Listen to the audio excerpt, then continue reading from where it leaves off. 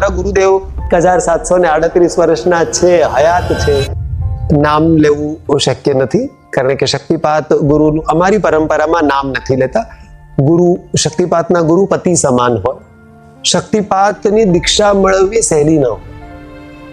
તમે પણ કદાચ શક્ય છે થોડું ઘણું અધ્યાત્મ ક્ષેત્ર જાણતા હશો, તમને ખબર હશે કે જ્યારે આપણને કાનમાં ફૂકેલો ગુરુ મંત્ર મળે એ વર્ષોના વર્ષો તમે ખૂબ નિષ્ઠાથી જ્યારે જપતા જાઓ ત્યારે પછી કોઈ આવા અલગારી બાબા, આવા કોઈ ફક્કડ ગિરધારી તમારા જીવનમાં આવે. એ બરફ સિવાય ક્યાંય પગ મૂકતા નથી, હંમેશા એ બરફ ઉપર જ વિચરણ કરે.